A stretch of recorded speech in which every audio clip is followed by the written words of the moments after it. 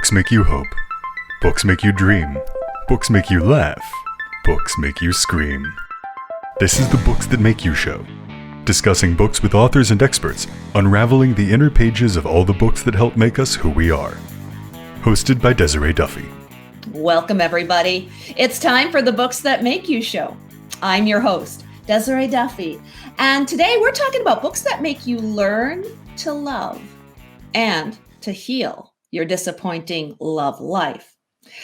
Think about it. Love is that thing that we all crave, we need, and oh, so often we quite can't hold on to it, can we?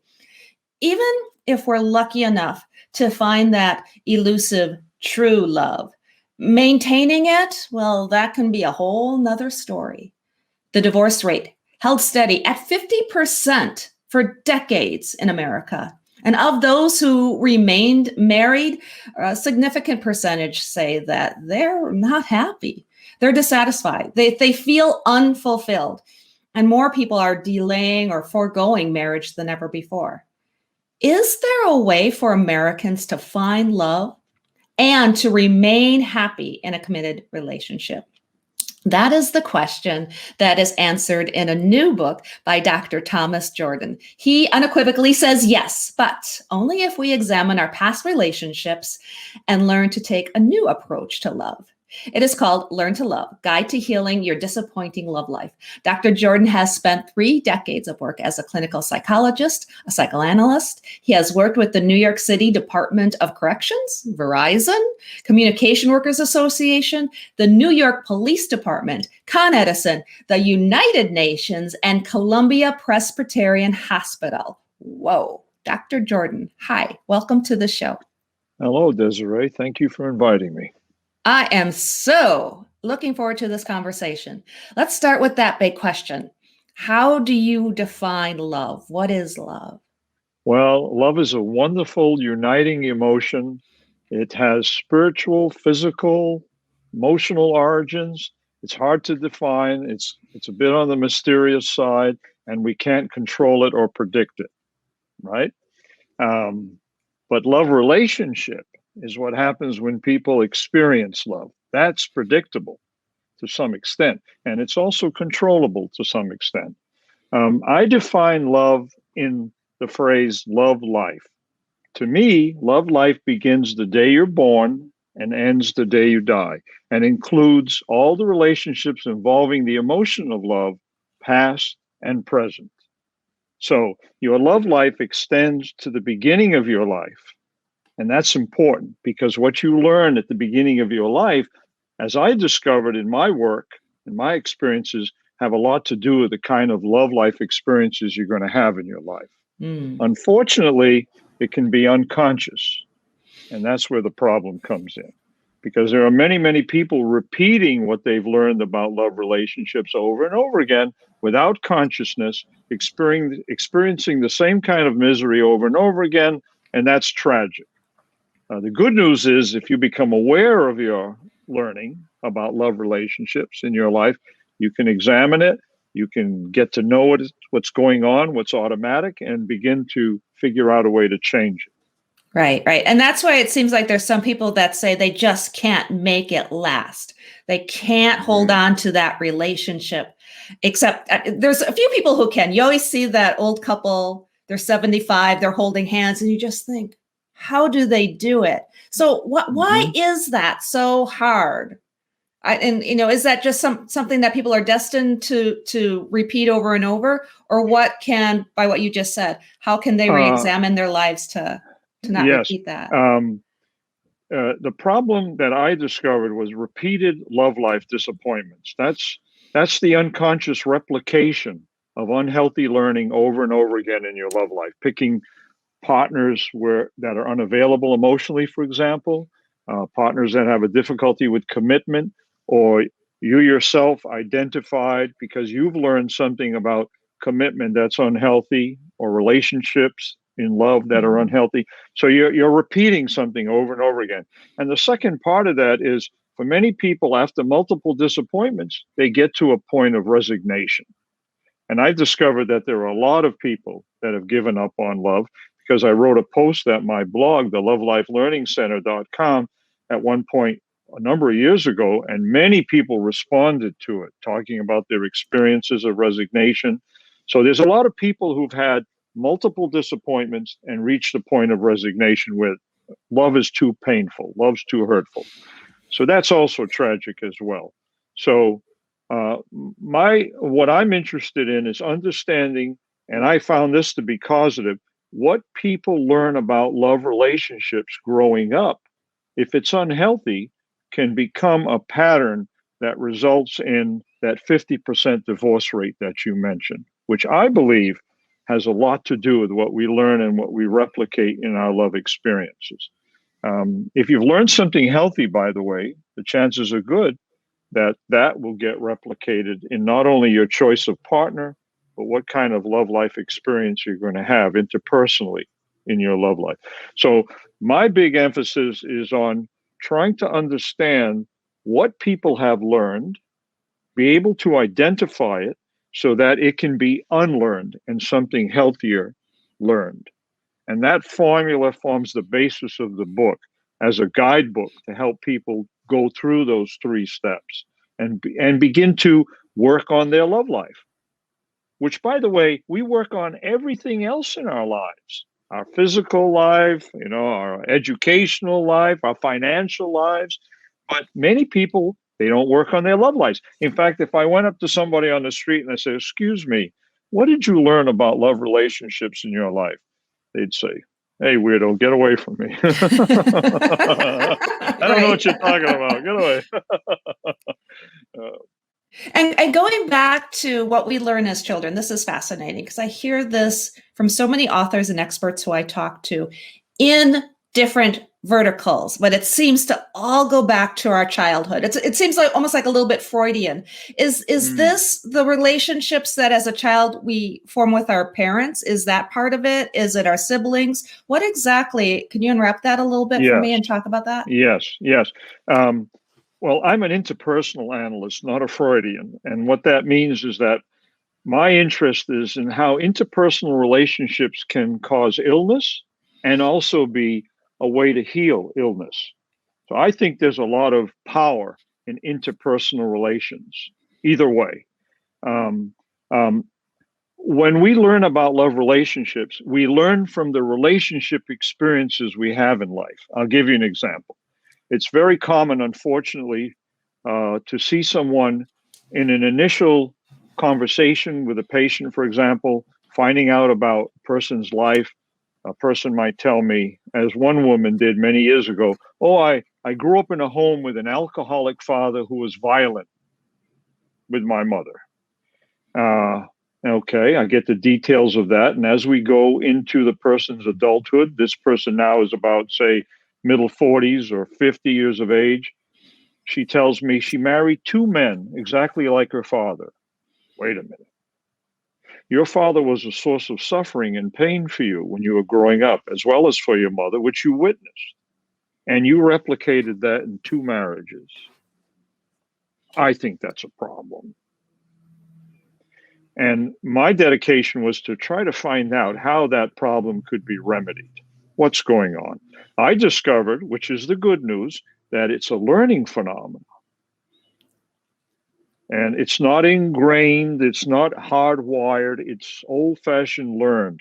And the good part of that is it can be unlearned and something better learned once a consciousness occurs that this is going on.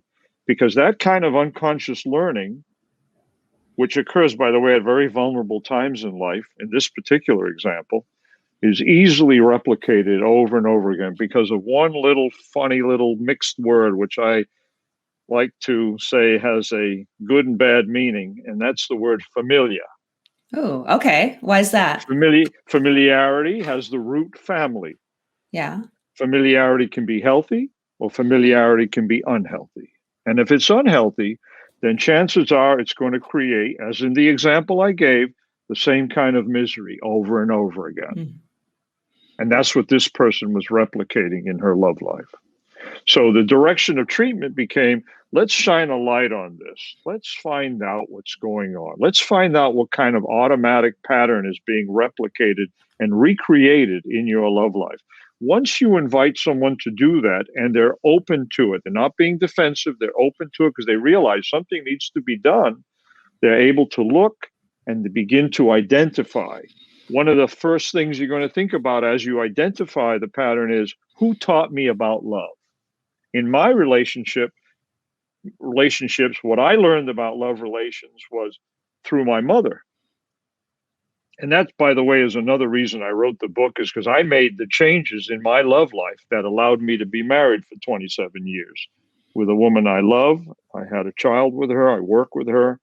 Victoria is her name. But my mother taught me that all women were controlling, dependent, and self-centered.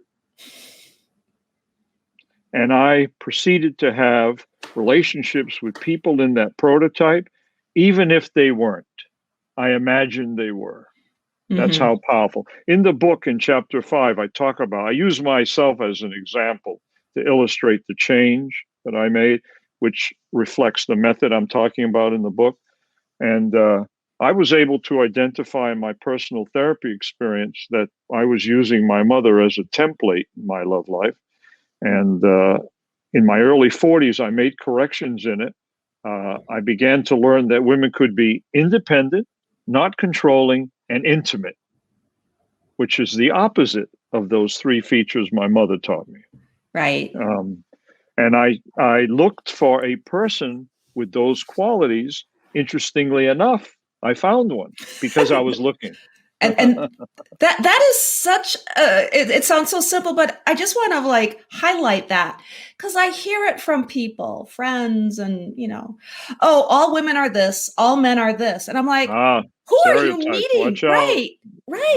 But it goes back to, well, they're probably pulling that from, like you just said in your example, your mother, your father, right. some figure. If I hear stereotypes, I'm thinking you learned something about love relationships that was unconsciously learned and is reflected in those expectations. And that's very important, because that's what we have to do in the first step of the unlearning method that I identify in this guidebook, is to identify who taught us about learning, who taught us about love relationships, how did they teach us, which can be taught by observation, by relationship, in some instances by instruction.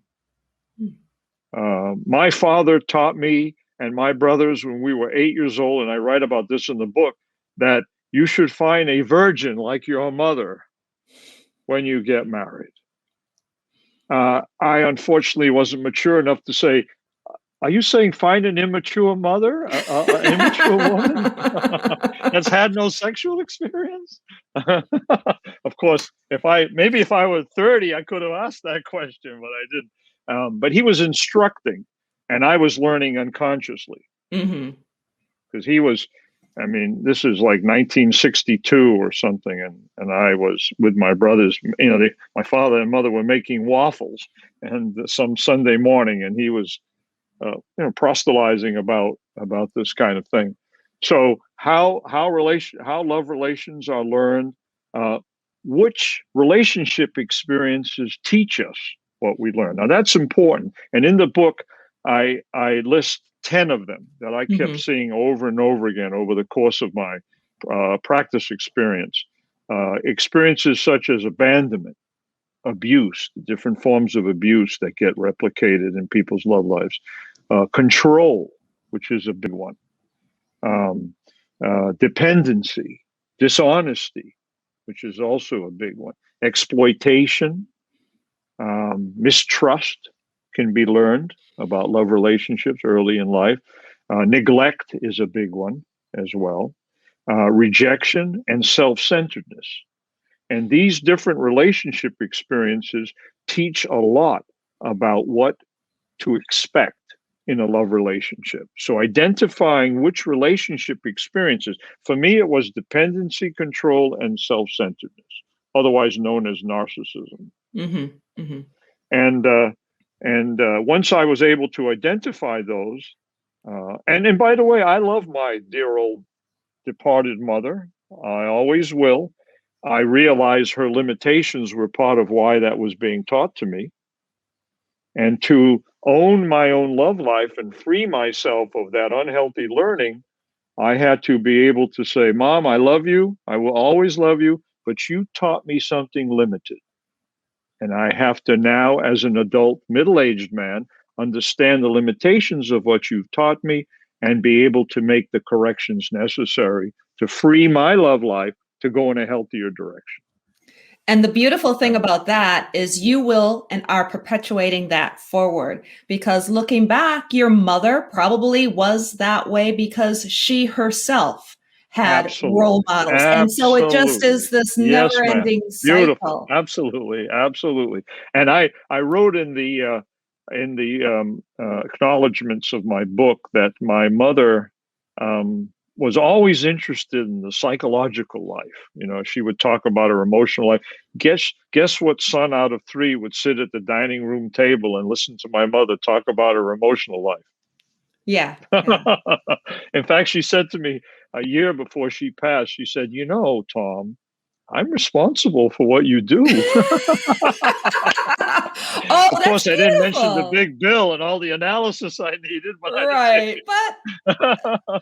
But I mentioned in the acknowledgments that my mother would have gotten a kick out of this book, and she would have learned a few things that were necessary in her love life as well. Unfortunately, she didn't have a chance to do that. Well, one of the things I think is really great is you put a lot of your personal experience into this book. And I want to ask, do you personally still work on your marriage? And you're married to a sex therapist, is that correct? I'm married to a clinical social worker who is also an interpersonal analyst. She was trained postgraduate. She and I have a group practice together on the Upper West Side of Manhattan. And we see a lot of different types of patients, both in analysis, psychotherapy, and so on. We're doing these love life consultations as part of the outcome of this book as well, telehealth and in person. I believe that working on your love life is forever. You don't stop working on your love life, because in a healthy love relationship, you have to continue to solve problems.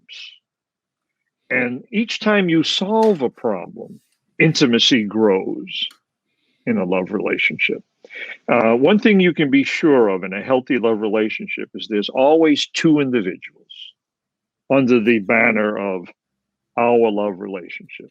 And because of that, that individuality guarantees there's going to be disagreement, differences of perception, differences of personality. And those differences have to be understood, taken into account, learned how to live with them would be a good thing as well. So learning to work these problems out that come from the fact that there are always 2 people involved in this enterprise called love relationship is very important to keep it healthy and keep it going. I'll give you an example of it that I like to talk about. I believe in dating your wife. You know, like if I say that to a married person, they go, what? You date to get a wife. You date to get a husband. No, you date to keep a wife. You date to keep a husband. What does that mean? It means take your wife out. Take your husband out. Of course, equal gender initiative. Not just the man asking the wife out. Get the calendar out, make a date, take your partner out and re-experience that time of being single and courtship and bring that back to life. Hold hands, go for a walk, have conversation that's intimate, just the 2 of you, especially when there's a lot of other people around like children, friends, involvements. And have that special time. You don't have to do it every day. You don't even have to do it every week. Once a month's nice. And I think that is the way to keep a long-term relationship healthy throughout. And what would you like to say for people that have been cooped up with that special someone for a year Right. and a half. Like, Right. it's really wreaking havoc on our relationships, isn't it? Yes. Do you have any special advice? For a percentage. Hmm.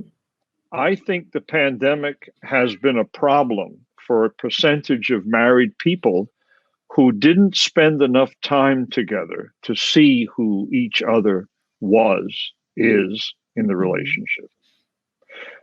It's very easy to have a married life where there's a distance built into living together. You know, mom's got the kids in mind all the time, and dad's at work all the time, and they spend very little time together. Maybe they don't talk as much as they need to. Now that they're in a small space together, they can't avoid it. Mm-hmm. Conflicts can emerge, differences of opinions. They don't know how to work on it. Problems seem overwhelming. But here's the good news. The other percentage, I believe this pandemic made us more intimate, made us know each other a little bit more. Maybe we took a risk and talked a little bit more, communicated more, learned how to spend time together. Spending time with someone reveals things about that other person that you might not have known, that you discovered and enjoyed, and can add that to the intimacy you already have. So I think it's a mixed bag on the pandemic front. That's my opinion. Yeah. It really does seem so. I mean, different types of people are experiencing it differently. And there's even people now who are more introverted, and it's almost like, oh, I don't want to go back out into the real world. Right. I've discovered introversion. Right. I like they it. read more as a consequence. Right. And that's not a bad thing at all, is it? No, it isn't. And, a certain amount of self-reflection comes when we're alone. I have patients who were very troubled by the isolation initially. Mm-hmm. And over time have worked on their individuality in a way. I'm not in a relationship now. Let me get better with myself. Mm-hmm. Let me develop who I am. And I've had people tell me, this year's been kind of productive. I've gotten, one person was telling me, I've gotten a stronger feeling about being able to stand up for myself, be myself, enjoy myself, be with myself. And I don't think that's a small thing, myself. I don't think that's a small thing at all. Exactly. Can you tell us what the Love Life Learning Center is? Is that the practice that you were mentioning? It's a website I built in 2012. I wanted to have online library. This is the idea I had in my mind for people to go to get realistic, serious-minded articles about having a healthy love relationship, identifying an unhealthy love relationship, practical stuff like, should I bring my deadbeat father of my children to court, and what are the emotional issues involved in that? I love a married woman. That's a classic. And I love a married man was the sister post. Those brought a lot of commentary, which I religiously read because that's how I learn things about people's love lives, by reading the commentary. Mm-hmm. There are quite a few people in relationship to married people, and that's a dead end with a lot of suffering in it. And I identify that. And a lot of people read that article and want to talk to me about the kind of dead ends that they feel they're stuck in because they're in a triangular relationship, which is never healthy. Mm-hmm. Triangle relationships exist because a marital problem is not being resolved. A lousy way to resolve a marital problem or to put it on hold is to find someone else to be with. Mm-hmm. Now you got two part-time relationships with two people, but you don't have the whole pie, so to speak. And the most vulnerable person is the single person who is in this triangle with two married people. Mm-hmm. Another big one, which got a lot of interesting commentary, was my husband's narcissistic mother. Well, I might have gotten a few late night calls from people's mothers on that one, but it was a lot of commentary from women who had married a man who had a mother who wouldn't let him go. Mm-hmm. And the motif of a narcissistic mother with a son is, you can marry him, but he's mine. Well, So and it then brought a lot of interesting. you have to wonder too if maybe some of those narcissistic mothers were the archetype for the now wife, and you might have two narcissistic people who are just going to buck heads. Could be. In some instances, I'm happy to say that in some instances, people do, without therapy or reading a book like this, they do manage to get out from under what they've learned.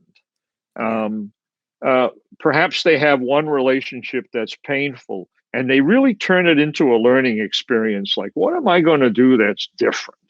And I think the wonder of being a human being is that our ability to learn and unlearn is built in. So people can have that kind of experience. And if they think about it as learning, which is, by the way, a very user-friendly concept, learning, that's one of our, I'm a believer that that's our greatest asset. That's the reason why we have the civilization that we have. It's based on learning and the replication of learning in many, many respects.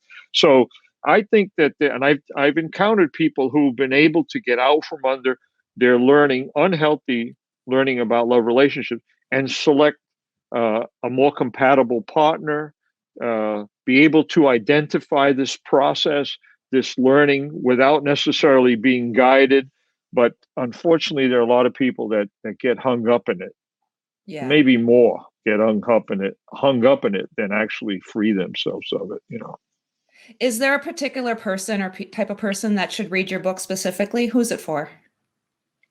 Well, my editor, who I love dearly and is a good friend of mine, he cautioned me, this book is for single people who are out of relationships and need to get into a healthier one. And he keeps telling me that's where it should go. That's the audience. That's the target audience. And I believe that to a point.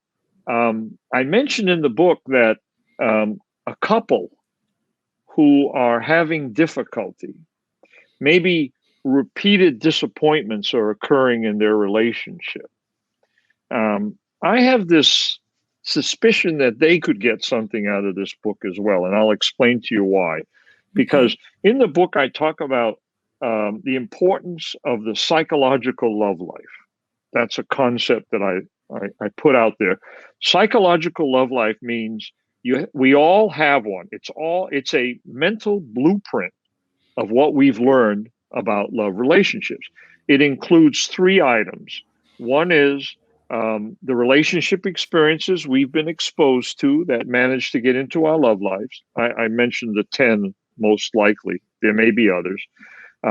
What we've learned from those relationships, specifically, unconsciously, as well as after effects when it's unhealthy. And I talk a little bit about after effects in the book, and I'll mention it briefly now. After effects, for example, if I'm exposed to abandonment growing up, and I learned that love relationships are abandoning. Mm-hmm. There's abandonment that occurs in them. I have that expectation somewhere in the back of my mind, and I find unavailable partners that end up abandoning the relationship. That's the behavior, unconscious behavior that I've learned over and over again. I'm going to try to cope with that fact. I'm going to try to cope with the automatic, replicating, unconscious learning that's taken place that I don't know about and is just in control of my love life. Sure. And these after effects describe how people cope, how they live with this unhealthy learning when it's taken place. One big way they cope is with defensiveness, defensive behavior, avoiding love relationships, being distant in love relationships, always fighting in love relationships. These are big ways that people try to adjust to unhealthy, unconscious patterns that are repeating over and over again, and they don't know why. Another big one is changing one's love partner. You marry somebody and you say, there's a few things you do I don't like, but I'm going to change you in this love relationship. I want to turn you into a better man, a better woman, whatever. That never works. And I make a big point out of that in this book. I have never encountered someone who successfully changed somebody else. And I'm in the change people profession. I've never changed anybody either. People change themselves and invite me to go with them as they go on that journey. Same thing in a relationship. If your partner doesn't want to change him or herself, no change is taking place no matter what you do. So an old friend once said to me, the secret to a healthy relationship is to healthy marriage, he said, was to marry someone whose faults you can live with. I always enjoyed that. Great. Yes.